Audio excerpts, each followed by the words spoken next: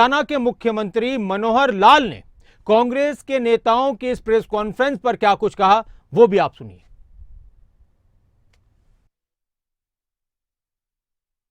मछली की आंख है युवाओं का भविष्य, यानी खासतौर से बेरोजगारी और उनके मुख्य। मेरी सद्भावना ये है कि तीनों लोग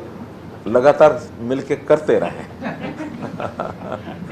मछली की आंख है युवाओं का भविष्य, यानी खासतौर से बेरोजगारी और उनके मुख्य। मेरी सद्भावना ये है कि तीनों लोग लगातार मिलकर करते रहें।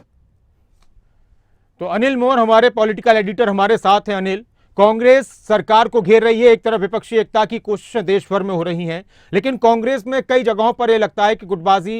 जो हावी होती है वो उसको कांग्रेस के नेता मानते नहीं है, लेकिन वो नजर आ जाती है। आज ये चीज महसूस हुई कि कांग्रेस के नेताओं की इतनी बड़ी प्रेस कॉन्फ्रेंस का कांग्रेस के फेसबुक पेज पर, ट्विटर पेज पर कोई जिक्र नहीं है। इसको क्या समझा जाए, क्या माना जाए?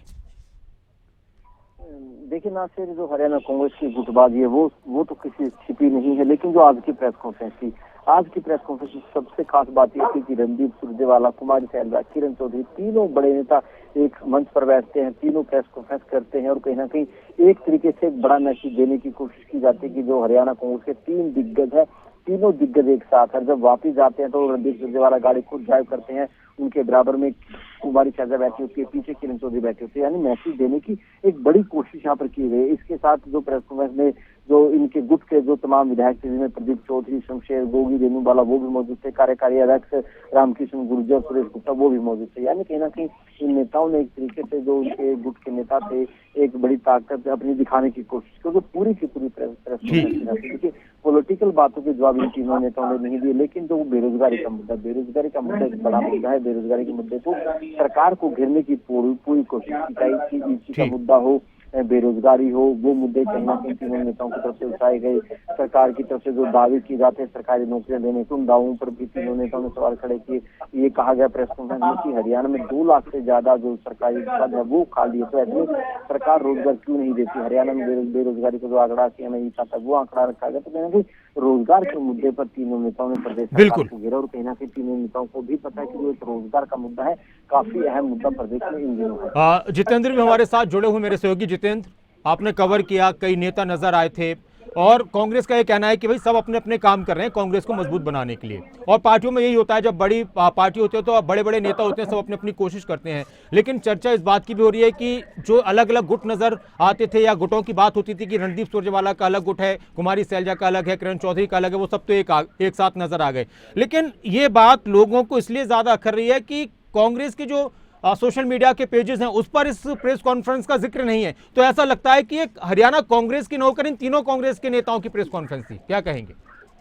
देखिए नासिर, एक बात इस प्रेस कॉन्फ्रेंस से साफ समझ में आ रही है कि जो गुट कांग्रेस के अंदर अलग अलग बटे हुए वो अब कहीं ना कहीं 2 धड़ों में बट गए जी। एक हुड्डा खेमा है जिसके अंदर प्रदेश अध्यक्ष है, जो आपका सवाल था उसका जवाब शायद इसमें आपको मिल गया होगा कि उस खेमे में क्योंकि प्रदेश अध्यक्ष है इसलिए उस सोशल मीडिया पेज पर शायद ये प्रेस कॉन्फ्रेंस नहीं नजर आई है। और दूसरी तरफ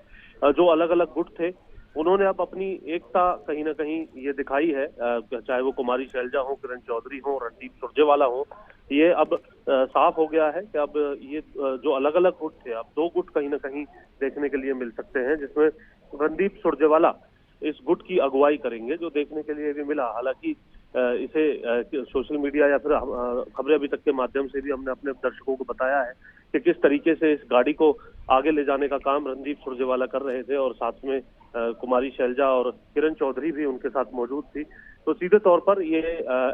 हुड्डा गुट और एंटी हुड्डा गुट, अब 2 गुट जो है वो सीधे तौर पर नजर आ रहे हैं, अपनी शक्ति यहाँ पर दिखाई है। हुड्डा गुट की तरफ से चाहे प्रदेश अध्यक्ष हो या फिर उनके समर्थित विधायक, वो तमाम लोग जो है देखने के लिए यहाँ पर नहीं मिले थे, जबकि दूसरे गुटों ने एक साथ आकर के कहीं ना कहीं अपनी उपस्थिति दिखाते हुए सरकार को घेरने का काम किया। जितेंद्र, शायद आपने कहा हो कि जो दूसरा गुट अब बन चुका है, जो अलग अलग गुट अब 2 धड़े हो चुके हैं, तो उसमें रणदीप सुरजेवाला नेतृत्व करेंगे दूसरे गुट का। देखिए, अभी नेतृत्व किसका होगा ये तो नहीं, जो इशारे किए जाते हैं जितेंद्र सियासत में, तो शायद जो ड्राइव कर रहे थे गाड़ी तो उसका एक इशारा ये भी हो सकता है।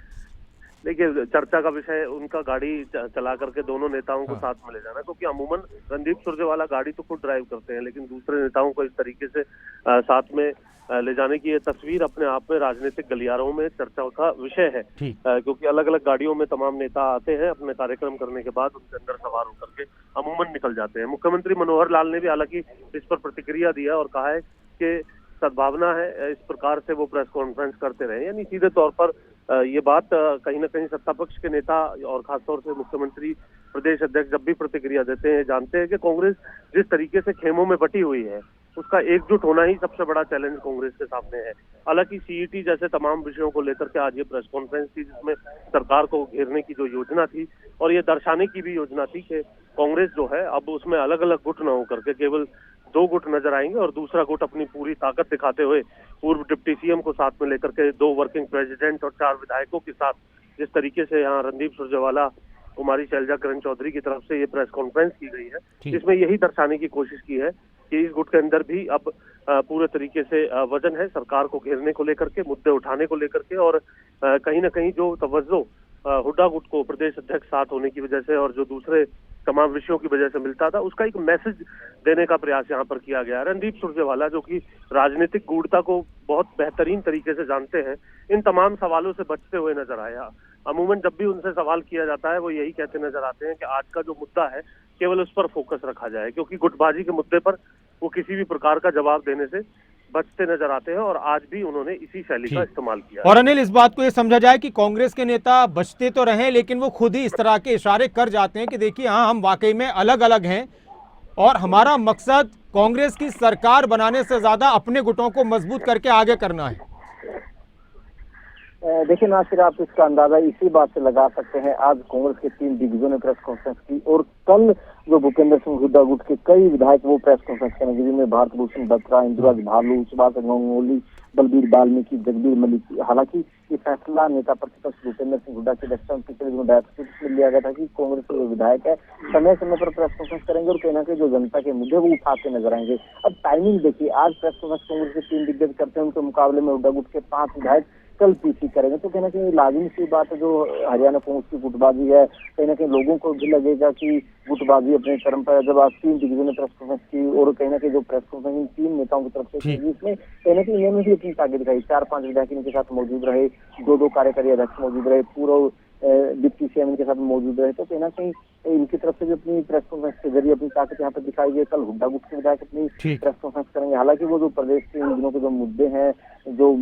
फिलहाल के मुद्दे चल रहे, वो उन मुद्दों को उठाएंगे, उनमें कौन कौन से मुद्दे होंगे वो देखने वाली बात होगी। लेकिन कहीं ना कहीं जो आज की प्रेस कॉन्फ्रेंस की अमूमन ये कहा जाता है कि भूपेंद्र सिंह हुड्डा गुट, शैलजा गुट, रणदीप गुट, किरण गुट, लेकिन इन 3 नेताओं ने कहीं ना कहीं एक मंच पर आकर, एक पीसी पर आकर कहीं ना कहीं अब एक तरीके से मैसेज देने की कोशिश की है कि शैलजा गुट, रणदीप गुट, किरण गुट ये अलग अलग नहीं, तीनों नेता एक है, एक साथ नेता और एक साथ कहीं ना कहीं आगे की लड़ाई लड़ेंगे। शुक्रिया जितेंद्र चौधरी आपका और अनिल मोर आपका चर्चा में जुड़ने के लिए। साथ में कांग्रेस के नेताओं की तरफ से सरकार को घेरा गया बेरोजगारी का एक बड़ा मुद्दा कांग्रेस का कहना है कि हरियाणा में है और हरियाणा के बहुत सारे नौजवान बेरोजगार हैं। और इस दौरान कांग्रेस के नेताओं ने कहा, कुमारी शैलजा ने कहा कि दूसरे राज्यों के युवाओं को हरियाणा में नौकरियों में तरजीह मिल रही है, वहीं जो सरकार की तरफ से अविवाहित युवाओं को, अविवाहित लोगों को पेंशन देने की बात सामने आई, उसका भी उन्होंने कहा कि ये सरकार मजाक कर रही है। तो दूसरी तरफ बहुत सारे मुद्दों को लेकर सरकार को घेरा गया, सीईटी को लेकर भी सरकार को घेरा गया। मुद्दे घेरने वाले थे, विपक्ष का काम होता है सरकार को घेरना। अब कितनी मजबूती के साथ वो विपक्ष के रूप में सरकार को घेरते हैं ये जनता बताती है, लेकिन साथ में कुछ ऐसे भी इशारे कर दिए जाते हैं, संदेश दे दिए जाते हैं जो उनको खुद को लेकर भी सवाल खड़े कर जाते हैं। और इसी तरह का एक सवाल अब खड़ा हो रहा है कि कांग्रेस में अक्सर विपक्ष के नेता ये कहते हैं, दूसरी पार्टियों के नेता ये कहते हैं कि कांग्रेस के नेता पहले खुद एक हो जाएं, विपक्ष की एकता को तो बाद में वो क्या तय करेंगे, लेकिन खुद एक हो जाएं। हरियाणा कांग्रेस का जिक्र करते हैं विरोधी पार्टियों के नेता कि इनमें तो अलग अलग गुट हैं। वहीं कांग्रेस के नेता कहते हैं कि भाई बीजेपी में भी तो अलग अलग गुट हैं, बीजेपी में भी तो लोग अनिल विज की बात करते हैं, कुछ राव इंद्रजीत की बात करते हैं, कुछ मुख्यमंत्री की बात करते हैं। तो ये सारे वार पलटवार चलते हैं। लेकिन हरियाणा कांग्रेस